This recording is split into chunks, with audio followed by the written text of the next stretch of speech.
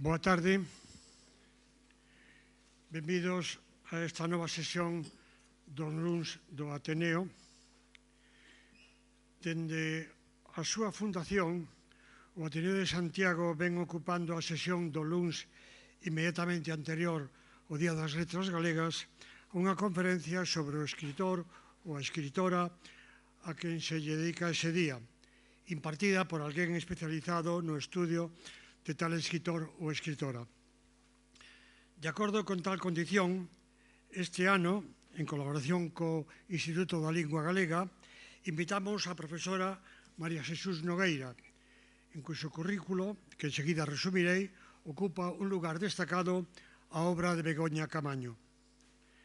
Pero antes, quero agradecer a miña compañeira na Xunta Directiva Pilar San Pedro, que é quen usualmente encárgase destas presentacións do Día das Letras Galegas, que xenerosamente accedese a miña petición de que neste ano fixese eu. Eu pedí porque manteño coa profesora Nogueira, co Chus Nogueira, unha antiga, excelente e cordial relación.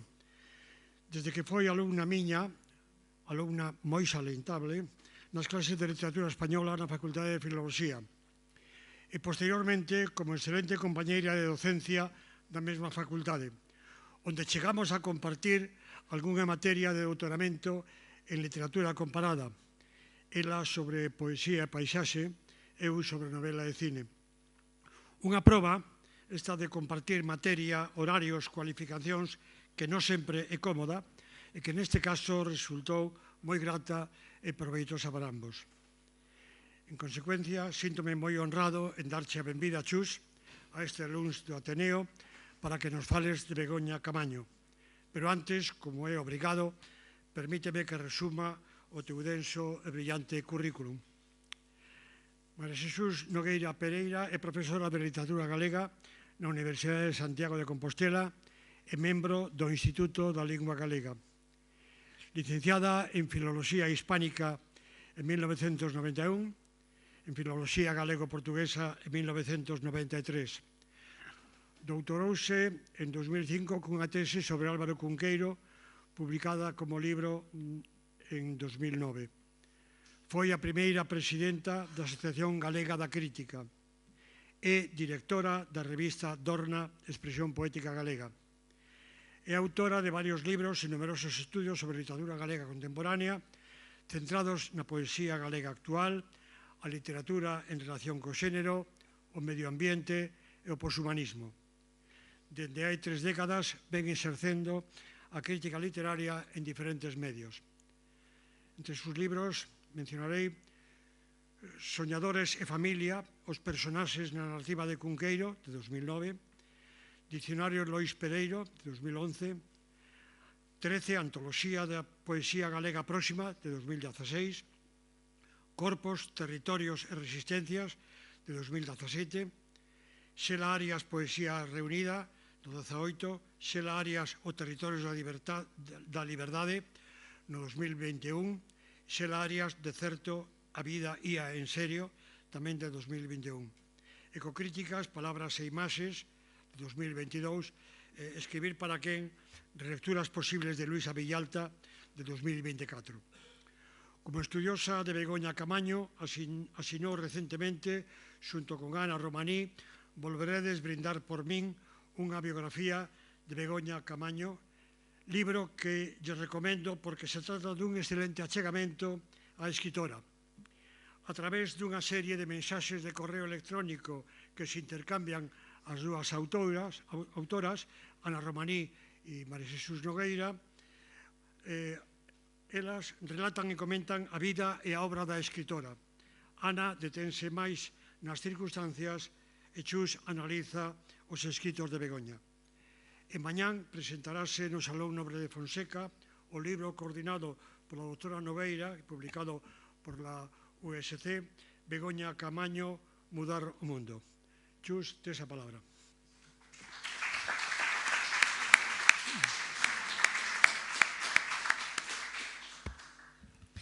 Moi boa tarde, moitas grazas, profesor e amigo Herrán pola cariñosa, exhaustiva, un tanto hiperbólica presentación que me fixo. O certo é que na dedicatoria de ese exemplar que tiña na man o meu colega poñía, creo que algo así como a Herrán, o profesor de literatura con mayúsculas. Creo que non de todos os profesores se pode dicir iso, non? Que foi o profesor con mayúsculas. Agradezolles tamén a presenza aquí nesta tardiña prefestiva, para falarlles das 1000 vidas vividas por Begoña Camaño. Quizás este título lles poida parecer novelesco, tamén hiperbólico ou tristemente paradoxal, tendo en conta as circunstancias vitais da escritora, pero eu roubeillo dun escrito recuperado neste ano nos traballos para facer a biografía, titulado Por que escribo? E ali Begoña Camaño afirmaba: escribo porque leo, e lendo podo vivir 1000 vidas.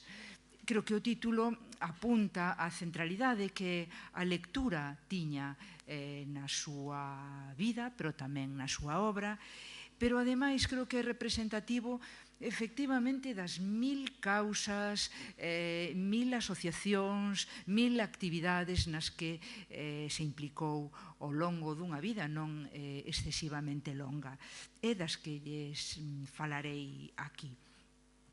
Esta dimensión polifacética de Begoña Camaño fai dela unha figura moi singular dentro do que é o perfil das figuras homenaxeadas nas letras galegas.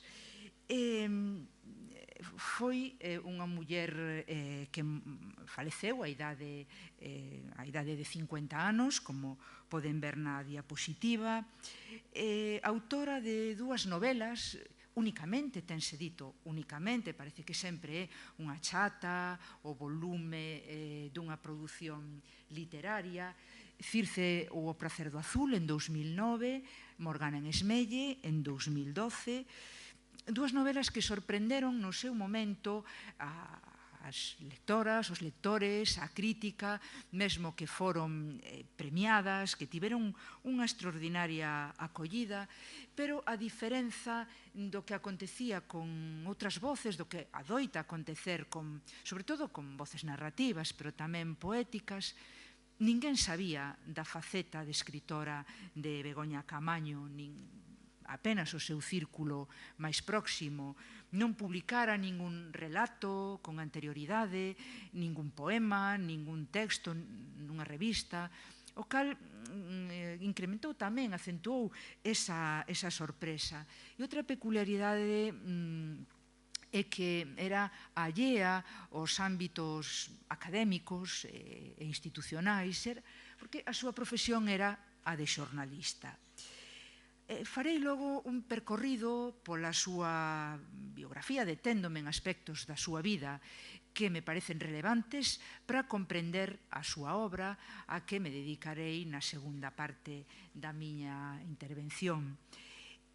Comenzarei pola infancia de Begoña Camaño, que naceu en Vigo, cidade que ela reivindicaba moito, que reivindicaba con fachenda, no ano 1964. Naceu no barrio do Calvario, nun momento no que o barrio do Calvario era ben diferente ao barrio que hoxe coñecemos, lindaba case coas extremas da cidade. Begoña e a súa familia lembra como ao redor da casa familiar había campos onde a rapazada podía xogar, andar en bicicleta, levar unha vida de barrio, pero en certa medida tamén unha vida en liberdade. Alí desa infancia, da que reproduzo unha fotografía que algunhas persoas da miña xeración igual anteriores seguro que temos, non? A fotografía diante do mapa. Ali atesourou algunhas lembranzas importantes para a súa vida futura. a do seu avó, que contaba historias, que era un contador, a dos afectos da súa avoa, a dunha nai que lle lía poemas antes de deitarse, e tamén a da lectura, porque adiantaba xa na cita, Begoña era unha lectora voraz e unha lectora moi precoz, tan precoz que leu con 10, 12 anos a Odisea, a Ilíada, los episodios nacionales, lecturas que hoxe en día están moi lonxe de seren lidas por persoas desa idade. E fixe unha lectura autónoma delas. A muller que afirmou: por que escribo? Escribo porque leo, anos despois. Desa infancia de Begoña Caamaño, o que se recorda tamén é a súa imaxinación rebordante, a súa capacidade para inventar diálogos, para inventar xogos. En a fotografía da esquerda hai unha imaxe de Begoña Caamaño xogando cun dos seus irmáns e están xogando a imitar unha película que acababan de ver no cine que era Ben-Hur. E aí estaban unha cadeira bella, uns sufridos cans que tiveron a infortunio de pasar por ali e facer de actores tamén. Pero a infancia de Begoña Caamaño e a adolescencia viuse tamén afectada polas transformacións que estaba experimentando a cidade de Vigo naqueles anos, as transformacións urbanísticas que abrían novos espazos, novos viais, entre eles, por exemplo, de Genaro de la Fuente, que afectou, cuxa apertura afectou a vivenda familiar de Begoña Caamaño, que foi parcialmente derrubada, e a familia tivo que se trasladar ao polígono de Coia en 1976.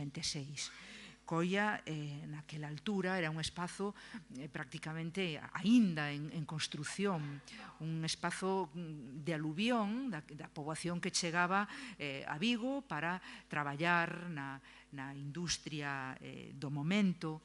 E isto tivo que ser un cambio importante, non? Esa nena que xogaba polos campos próximos á súa vivenda, a nena que comeza a vivir nun bloque de edificios nun 9º piso. E en Coia tivo dúas descubertas que habían ter trascendencia logo na súa vida. Unha delas foi a asistencia ás actividades que programaban uns frades dominicos, os frades da parroquia do Cristo da Vitoria, actividades non únicamente religiosas, senón tamén laicas. Falaba dunha sorte de catequese laica, que eran debates nos que, por exemplo, estaba moi presente América Latina e os seus conflitos, cuestións de actualidade, lectura comentada de prensa. Eses frades, eses religiosos, lideraron tamén os movementos reivindicativos, movementos veciñais, que defendían o espazo, neste caso da Bouza, ante a especulación inmobiliaria. De aí que reproducise esa pegatina: a Bouza é nosa, especuladores, imos afogarnos, movemento cidadán da parroquia Cristo da Vitoria. Probablemente foi a primeira de moitas militancias de Begoña Caamaño e, sen dúbida, unha aprendizaxe. Anos despois, xa no Instituto Coia II, o chamado naquel momento Coia II, Alexandre Bóveda agora, participou nun movimento que axitaba o Vigo do momento, eran os coñecido como pases pro bus, que eran unhas protestas para conseguir unhas mellores condicións de transporte do estudantado. Primeiras militancias, polo tanto, e outra descuberta que represento na outra das fotografías é o mar, a ría de Vigo, que podía ver desde o 9º piso do seu novo edificio, da súa nova vivenda, desde onde descubriu o prazer do azul, non? O mar que tan presente está logo na súa obra, fundamentalmente na súa primeira novela. Begoña Caamaño acabou o instituto no Coia II daquela e cursou a carreira de maxisterio, unha carreira que elixiu, dicía, por se tratar, cito, de unha carreira curta que me vai abrir portas. E, efectivamente, a carreira de maxisterio que rematou en 1985 abriulle portas, pero abriulle estas portas, as portas do xornalismo, o xornalismo radiofónico, que foi a dedicación principal, a súa profesión que desempeñou ao longo da vida. Primeiro, a raíz dunhas prácticas que fixo en Radio Noroeste en 1986 nunha emisora local, que publicou unha especie de cursos de radio para facer unhas prácticas remuneradas e as que se presentou porque quería gañar uns cartos para emanciparse. Ben, o que en principio ia ser un traballo temporal para uns meses acabou sendo a súa profesión en Radio Popular, máis tarde, e despois na delegación de Vigo da Radio Galega. Logo, unha vez que estabilizou profesionalmente aquí na Radio Galega en San Marcos. Polo tanto, un traballo temporal, nas fotografías pódese ver nunha delas cubrindo a información dun pleno, esperando a que o pleno remate, e na outra con Rosa Martínez, compañeira de micro daquela, de emisora daquela, e que chegou a dirixir despois a Radio Galega. Bueno, estou a falar dun xornalismo que, dado que neste público non hai xente, con algunha excepción moi nova, entenderá ben a que xornalismo me estou a referir, moi diferente, non, a radio de hoxendía, un xornalismo de reportaxe, de información, de crónicas, de micrófono e de libreta, e de un traballo que tiña detrás un traballo de documentación, de investigación importante. E Begoña Caamaño foi ou pertenceu á primeira xeración de xornalistas, mulleres, todas elas moi novas naquel momento, que estaban a cubrir a información dun Vigo axitado, dun Vigo convulso, pola reconversión industrial, polos conflitos pesqueiros no Banco Canario Sahariano, polo peche da fábrica Álvarez de porcelanas, a cuxas protestas corresponde esta foto, non? Unha manifestación polo peche das porcelanas, da fábrica de porcelanas que Begoña estaba cubrindo. Nese momento o que facía era xornalismo de información, xornalismo de radio. O xornalismo cultural viría tempo despois, xa entrados os 2000, no Diario Cultural e noutros programas. Neste momento comeza tamén a súa faceta sindical. Ela participou na fundación do Sindicato da Información Galega, do SIG, e chegou a presidir o Comité Interempresa e a ter algunhas encomendas sindicais importantes. De Vigo, que foi o seu espazo vital, trasladouse a comezos dos 90, trasladouse aquí, a Compostela. O motivo, anticipeino xa, foi que aprobou as oposicións para a Radio Galega e comezou a traballar aquí en San Marcos. Compostela foi un espazo, a Compostela dos 90, tamén intensa, que era un fervedoiro de iniciativas, un fervedoiro de ideas, supuxo varias descubertas, todas elas importantes na súa vida e na súa obra. Unha delas, quizáis a máis importante porque vertebra case todo, é o feminismo. O feminismo achegouse a través da súa militancia en mulleres nacionalistas galegas.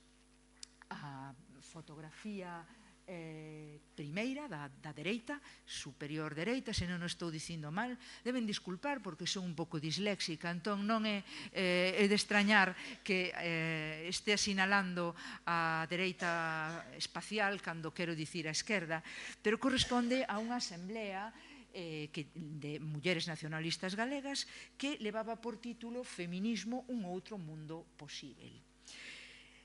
Participou, foi tamén fundadora de Mugacón, Mulleres Galegas da Comunicación, e partícipe no informe a muller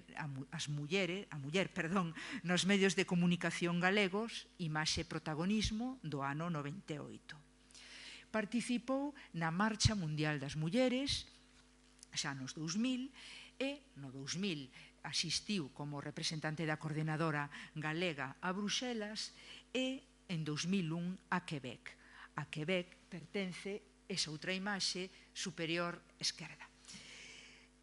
Formou parte, participou en numerosos actos, na fotografía seguinte poden recoñecer detrás da pancarta Feminismo a lectura no Toural, o espazo do Toural, están a ler o manifesto do 8 de marzo, Ana Romaní e ela. A outra imaxe na Porta do Camiño, unha protesta, unha acción da Rede Feminista Galega que se concentra cada 8 de nada, cada vez que se produce un asasinato machista na Porta do Camiño. En fin, o feminismo supuxo para ela non só unha causa pola que se manifestar, senón un piar vertebrador do seu pensamento. Tanto na rúa como na información, ten aquí algúns recortes de prensa, un traballo Ser muller na radio, aparecido na Festa da Palabra Silenciada, Mulleres na política, partidos políticamente correctos, aparecido na revista Deliberadamente, que publicaba MNG, e tamén este outro recorte, Triste o cantar que cantamos, no que denuncia un asasinato machista. Naquela, na rúa, dicía, no xornalismo, pero tamén, como veremos, na literatura. Aí está sempre esa estrutura do pensamento feminista sostendo, termando de todo. Outra causa na que se implicou xa en Compostela foi o antimilitarismo. Tanto as movilizacións contra os conflitos armados, aquí está participando nunha movilización contra a Guerra do Golfo, como a defensa dun tema candente no momento que era a insumisión contra o servizo militar ou a prestación social, moi debatida nos anos 90.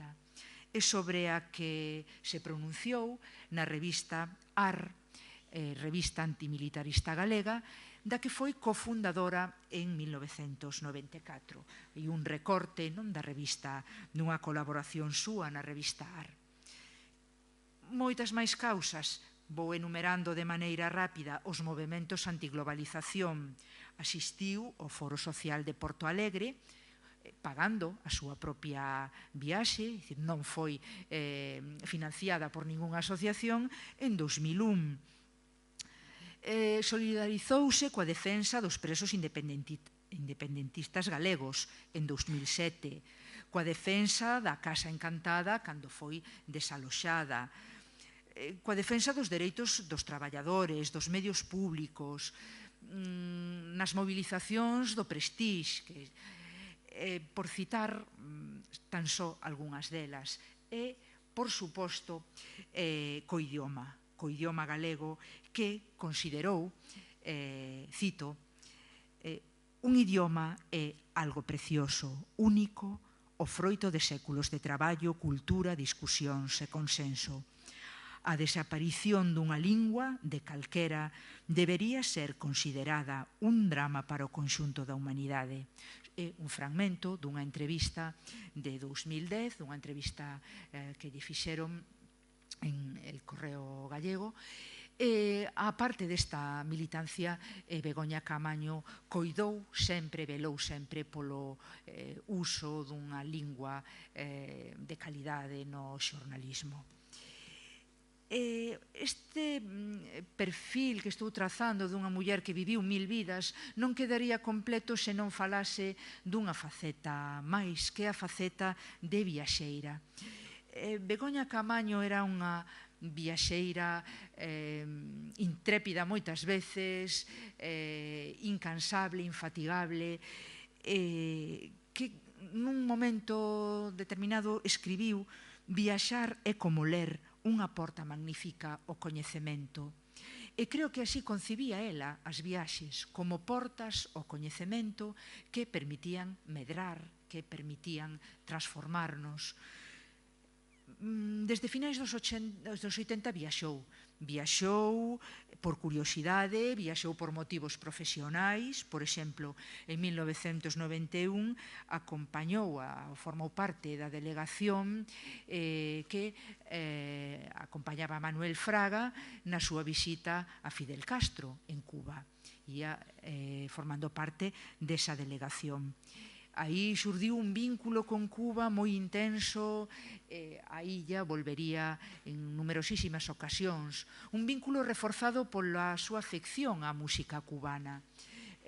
Na diapositiva da esquerda, encima estou nas vendo ao revés na miña pantalla, está acompañada dunha muller que se lles digo que Yolanda Benet igual non diga demasiado, pero se digo Pablo Milanés de seguro que sí, non? Yolanda Benet foi unha das parellas de Pablo Milanés, con quen Begoña Caamaño estableceu unha relación moi estreita. Outras veces as viaxes foron motivadas pola militancia, as mencionadas viaxes a Bruselas, a Quebec, foi tamén como observadora internacional da fronte sandinista a Nicaragua, a Managua, viaxou a Chiapas, pero outras veces foi tamén por pura curiosidade, por afán de coñecer.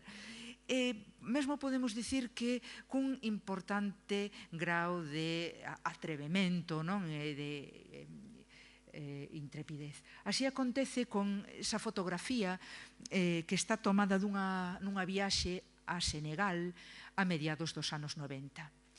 A mediados dos 90 viaxou a Senegal e a Cabo Verde cando nin un lugar nin outro eran nin destinos turísticos, por suposto, nin destinos seguros, senón todo o contrario. Son viaxes que as persoas que a acompañaron relatan como experiencias duras, experiencias nas que viviron situacións de perigo. En fin, unha viaxeira logo incesante, inusual, moi distante da viaxeira turística que buscaba unha lectura do mundo, de novo, insisto, na idea da lectura. Ben, andando por este percorrido pola biografía de Begoña Caamaño, que eu dixen que tiña dous espazos até agora fundamentais, que eran Vigo e Compostela, temos que falar dunha paréntese en Euskadi, dunha paréntese en Vergara, onde viviu entre os anos 2004 e 2006. O motivo foi un proxecto de vida co seu compañeiro, José Mari Echaniz, é un proxecto de montar unha tenda, un herbolario nesa vila. O proxecto do herbolario non foi finalmente adiante, regresaron a Galicia, pero como curiosidade ou como exemplo da curiosidade que ela tiña e o respeto polas culturas, direlles que aprendeu euskera durante ese tempo e que tamén se mobilizou pola defensa do euskera. Nesta fotografía está participando cunhas amigas nunha corrica, nunha carreira popular na defensa da lingua. regresou, como digo, en 2006 a Compostela, e decataríanse tamén de que até o momento nada falei de literatura, nada falei da escritora, porque a escritora non existía aínda, non dera mostras aínda, aínda que estaba forxándose en todas estas experiencias que estiven relatando. A escritura da súa primeira novela, Circe ou O pracer do azul, comeza en Compostela e comeza o seu regreso de Euskadi. Durante un período de baixa laboral, por unha depresión, segundo ela ten comentado tamén, tamén as súas amizades, na que se coñecía como a Biblioteca das Ánimas nas Casas Reais, nese espazo onde ela ia a documentarse sobre material que tiña que ver con Circe, con Penélope. Unha escritura, polo tanto, un tanto atípica. Begoña Camaño tiña 45 anos naquel momento e moitas veces, obviamente, preguntáronlle xornalistas por qué se decidira a escribir e por que unha escritora tan serodia, algo que non lle gustaba moito como cualificativo, porque nalgúna ocasión respondeu con certa ironía que escribira cando considerara que tiña algo que contar. Outras veces, como dixen, aludiu á súa condición de lectora. Escribo porque leo, deixou escrito. Tamén aludiu ao contacto coa literatura desde a infancia. Lembrou o gusto polas historias escoitadas, lembrou esa nai que lle lía poemas na cama, tamén a lectura precoz da Odisea. Aludiu a unha certa obriga que sentía coa literatura de devolverlle todo o que a literatura lle levaba dado, e tamén falou, nalgúna ocasión, dun reto persoal, que era saír da zona de confort da linguaxe xornalística, que era o código que ela practicaba. A zona de confort é unha expresión coloquial miña, non era obviamente de Begoña Camaño, que tería utilizado outra ben máis elegante. En calquera caso, publicou Circe o pracer do azul, que ten como trama, prometo para quen non lese a novela non desvelar nada que non deba nin facer spoiler nin estragar ningunha lectura, unha reescritura da Odisea desde un punto de vista feminino e feminista. Na novela de Begoña Camaño, logo de 11 anos de ausencia de Ulises, nos que Penélope ten que se facer cargo de gobernar o reino, de educación de Telémaco, de mil cuestións, un bo día recibe unha carta que lle remite a temible Circe, a deusa que convertía os homes en porcos para castigalos, na que lle di que Ulises, o voso esposo e señor, o rei soberano de Ítaca, aquel por quen levades tantos anos agardando, está vivo e está comigo en Ea. Hai algúns meses que a súa maltreita nave ancorou nas augas de Ea. Desde aquela, el tamén é o meu esposo e señor. Acreditade en que foi mesmo contra da miña vontade, mas fiquei namorada del como nunca antes o estivera de home ou de Deus ningún.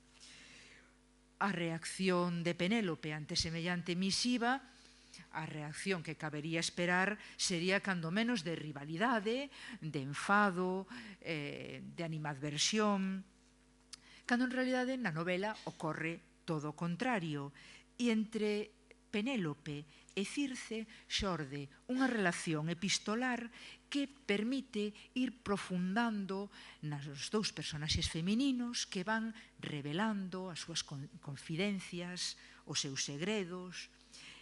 E así descubrimos unha Penélope que acaba revelando os seus verdadeiros sentimentos a respecto de Ulises, a respecto do seu casamento obrigado cando adolescente, e mesmo acaba suxerindo que igual Ulises non tarda tanto, igual non o bota tanto de menos, igual son uns anos de tranquilidade nos que ela está, como diría Rosalía, tecendo a súa vida.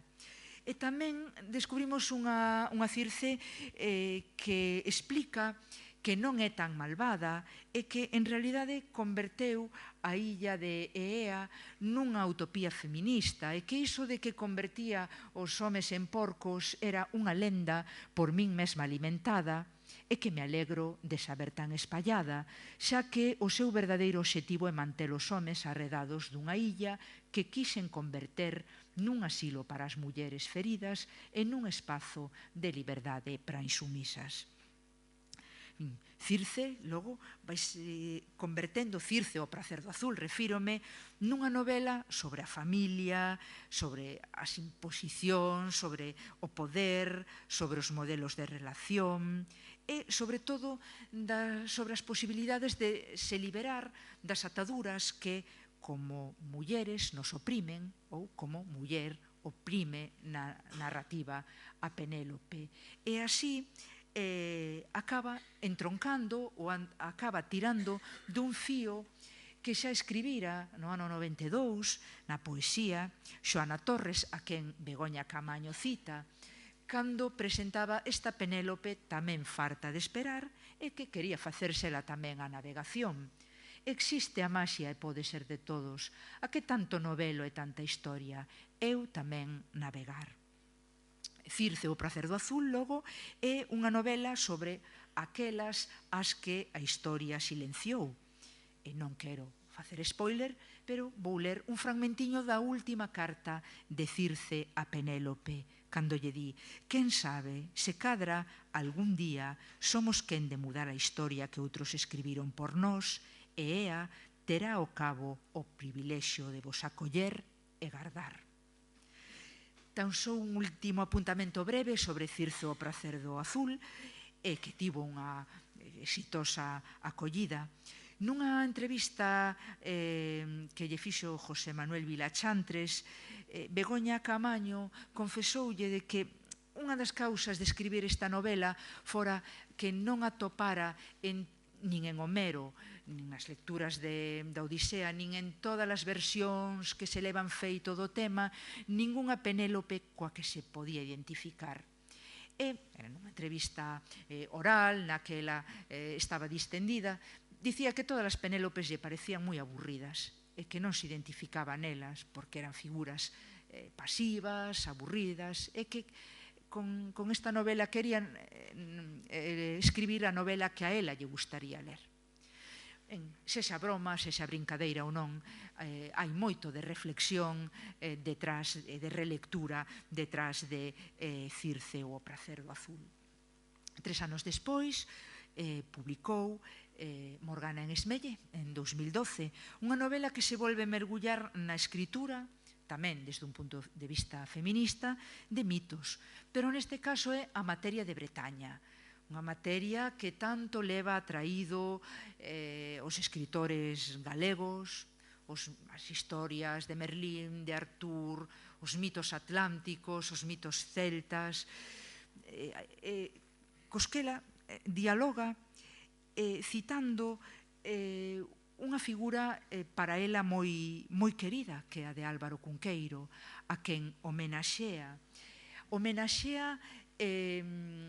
situando a Morgana en Esmelle. Esmelle é un espazo de ficción de Merlín e familia, onde Cunqueiro sitúa o mago Merlín no libro Merlín e familia, na selva de Esmelle. Pero tamén o que fai recrear o personaxe de Felipe de Amancia, que era o criado de Merlín, e reconstruir tamén o seu discurso. Imitar, nun exercicio de imitación literaria, o seu discurso agora que o meu señor don Merlín dorme plácido o carón da súa ciencia e dos seus 7 saberes, e cando aínda manteño nidias as lembranzas, ese cadra o momento de que fale por min do acontecido hai xa tanto tempo en Miranda, e do que sempre se me prohibiu falar. E aquí ponnos en alerta sobre algo que vai acontecer na novela, algo do que se me prohibiu falar. Aquilo do que se lle prohibiu falar é da ruína de Avalon, da ruína ocasionada polas estrategias de Merlín para converter Britania nun reino unificado, nun reino cristián, unitario, que se constituíse nun reino forte. E para iso levou a cabo unha serie de estrategias que foron desde o engano á nai de Morgana, ata a boda de Artur, a separación de Artur da súa familia, e que finalmente tiñan como obxectivo isto que lle explica a rei Artur. Serás non só o rei de toda Britania, senón o caudillo que xuntará baixo o seu mando todas as nacións celtas e que dará ao noso pobo un novo rexurdir dentro da nova civilización que se espalla por todo o mundo e da que a nosa illa non pode ficar á marxe. Merlín estábase enfrontando coas súas estrategias, algunhas delas causantes de moita dor, o obxectivo de Viviana, que pretendía crear unha república celta baseada no coñecemento, baseada na razón, baseada na liberdade. Así lle fala Viviana a Merlín. A batalla que é un libro máis alá da loita polo control dun territorio. Trátase de escoller entre monarquía ou república, religión ou ciencia, superstición ou razón, liberdade ou medo. Como poden ver, está a enfrontar dúas maneiras de organizar, de gobernar. Os acontecementos devastadores que non vou revelar, acontecidos ou derivados destas actuacións de Merlín, fan, por unha banda, que Merlín se acabe retirando a Esmelle, a Miranda, a facer de menciñeiro, e deste xeito Begoña Camaño, fíxense que está intentando explicar por que Cunqueiro trae a Merlín, a Miranda, a Esmelle, pero tamén fan que Morgana, quen fala ao final da novela, quen é unha das damnificadas de todas estas estrategias, acuda a Miranda, acuda a Esmelle para entender quen é e para entender que papel xogou en toda esa desfeita causada por unha loita ao final polo poder. Así fala Morgana no final da novela. Eu son Morgana e esta é a miña historia, contada por min mesma coa miña voz. A única historia na que me recoñezo, por máis que haxa quen lembre doutro modo os feitos.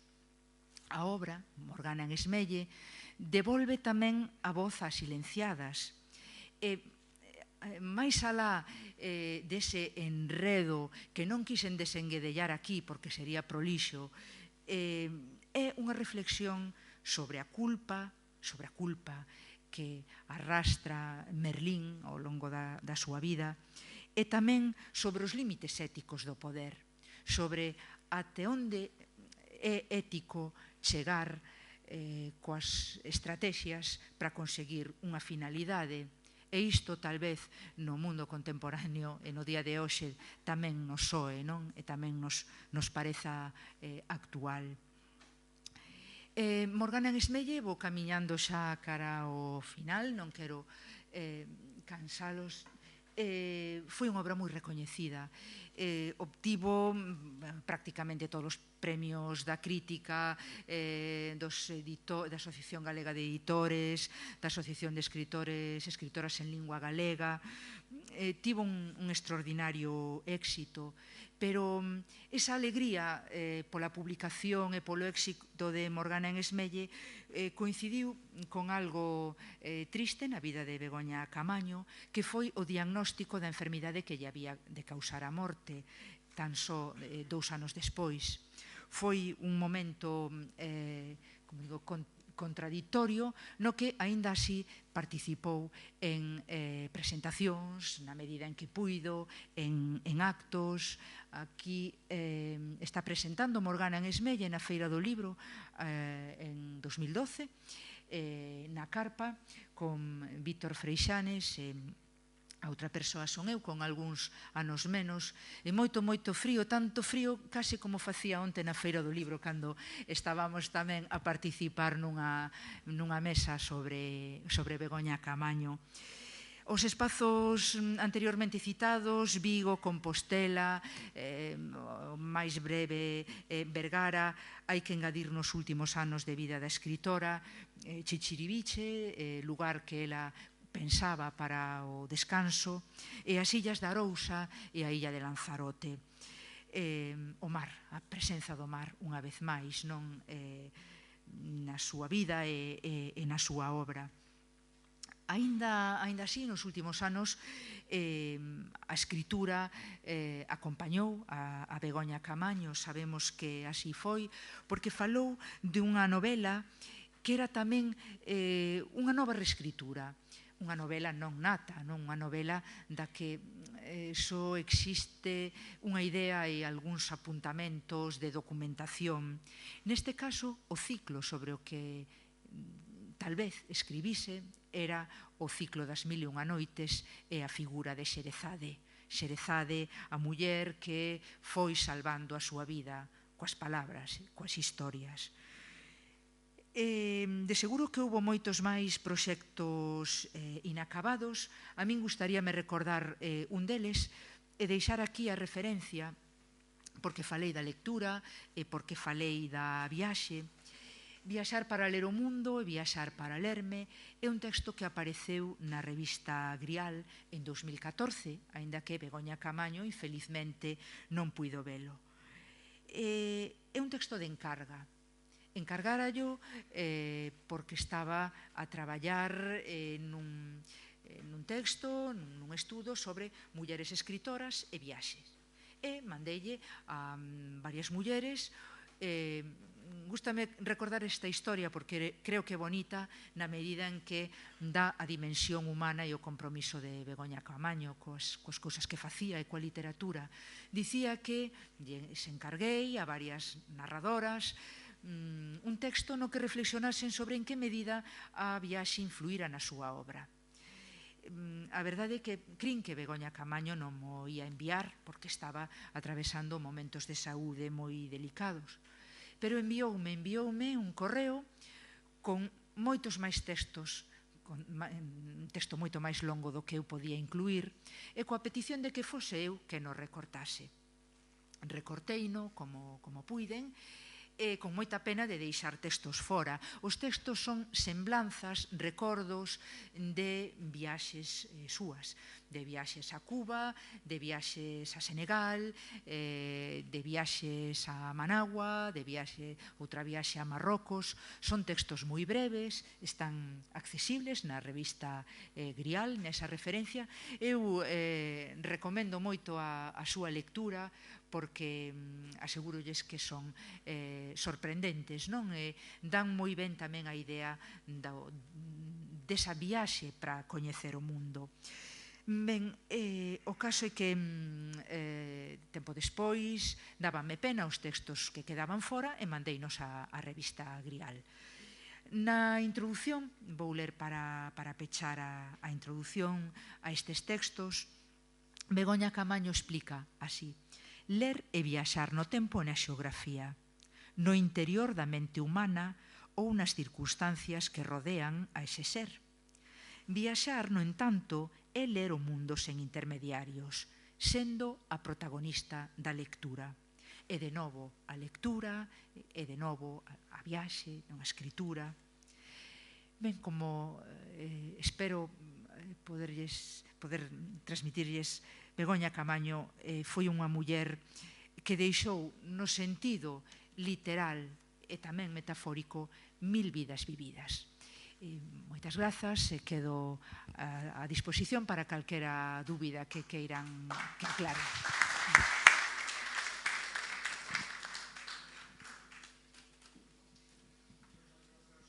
Moitas grazas, Chus, por esta lección, esta revisión da vida e a obra de Begoña Camaño. E, como sempre, abrimos o turno de intervencións. Falanos da difusión, traducción ou extensión da obra de Begoña Camaño fora da literatura galega. Traduccións, comentarios, reconhecimentos.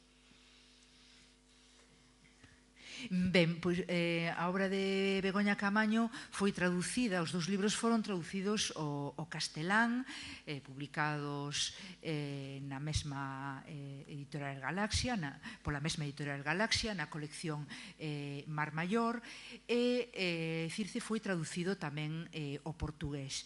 Ben, isto é importante, a existencia de traduccións, ate o momento non hai máis, pero o que si hai, contestando a pregunta ou profundando na pregunta de Herrán, son numerosos traballos, numerosos tendo en conta o reducido do corpus e tamén a distancia temporal, e tendo en conta que a obra de Begoña Camaño tampouco foi tan difundida polas circunstancias obvias. Dicía que hai numerosos traballos críticos, hai un importante volume de críticas en revistas, xornais, suplementos das dúas novelas, pero tamén traballos académicos, tamén algúns traballos académicos en revistas especializadas das dúas obras. Algúns deles feitos aquí, outros feitos fora. No libro que mencionaba Herrán, na biografía que preparei con Ana Romaní, facía unha enumeración dos publicados ata este momento, pero obviamente logo das letras galegas van ser moitos máis traballos ao longo deste ano que sigan aparecendo, non? Creo que mesmo antes das letras Begoña Camaño xa estaba como obxeto de estudo en revistas diversas. A mí me llama la atención en todo lo que dijiste de Begoña Camaño, hay algo que me llama la atención, que es muy poca duda, una trayectoria de lo más nítida, como muy segura de todo.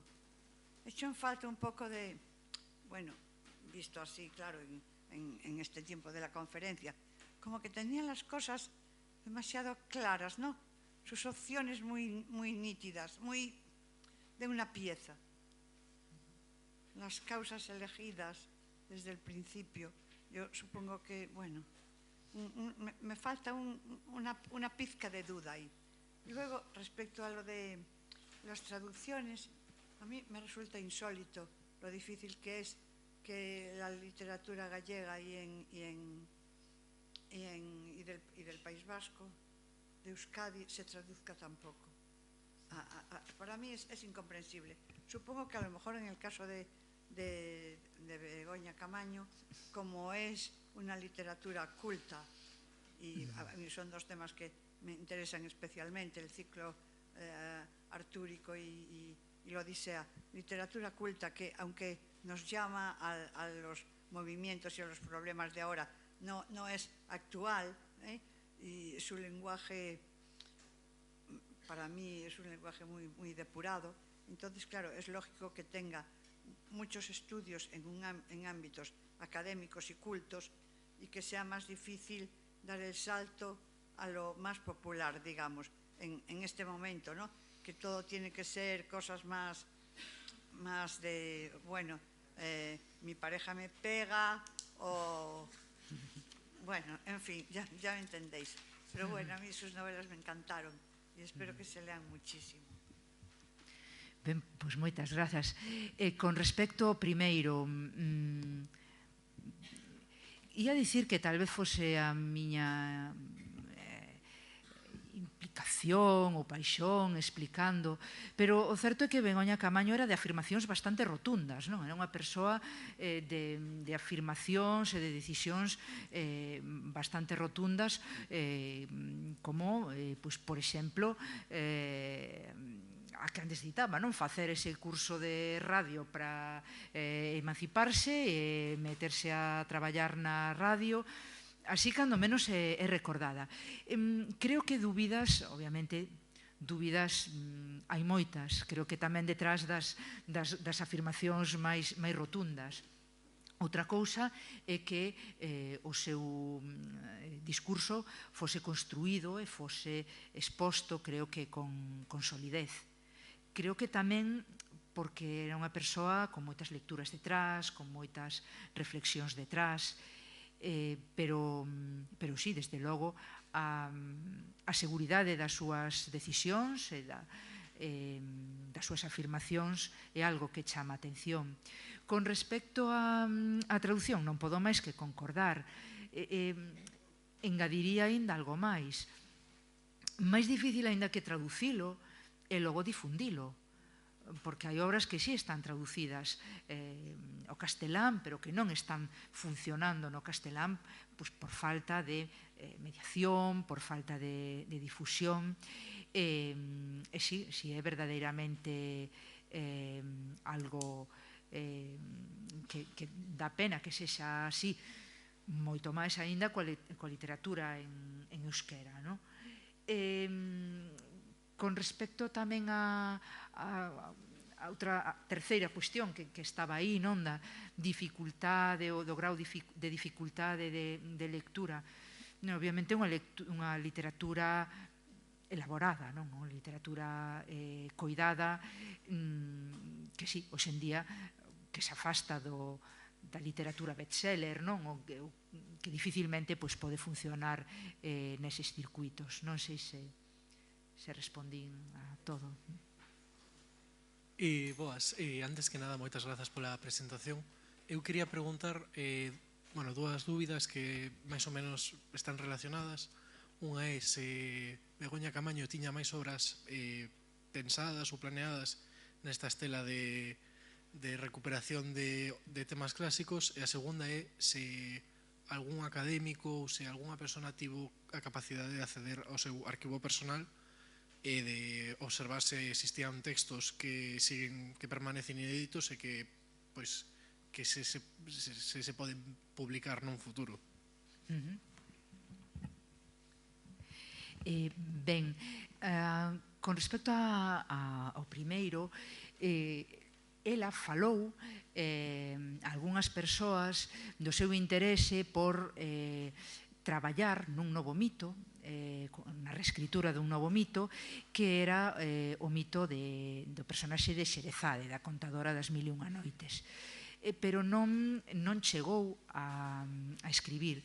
A pregunta está relacionada, como dicías, con que se atopou, que se alguén tivo acceso ao seu arquivo persoal. Obviamente non sei quen máis tivo acceso ao seu arquivo persoal. Grazas a súa irmá Beatriz, Ana Romaní e eu puidemos consultar a documentación súa e tamén outros arquivos persoais de amizades, colegas. Moitas veces, cando facemos este tipo de traballos, temos que ir ao arquivo persoal no sentido máis literal do termo, a carpetiña onde gardaba recortes. Atopamos, non atopamos máis que documentación, algunha documentación sobre Xerezade, pero notas, nada de creación. Algún texto inédito que reproducimos na biografía, pois en concreto este Por que escribo, de onde está tomado o título, de Lendo podo vivir mil vidas, un manifesto titulado Eterno navegar feminista e algún texto máis.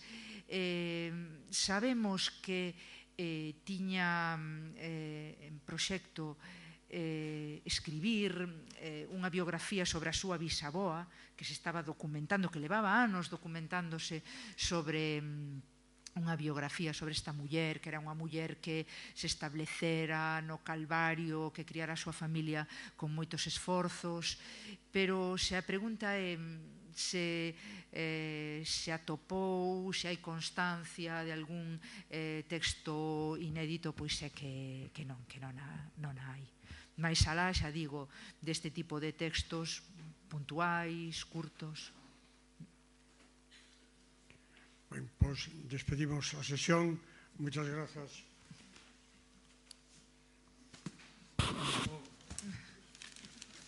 Regalo do Ateneo. Bueno. Xa estivo e por eso non ten a concha.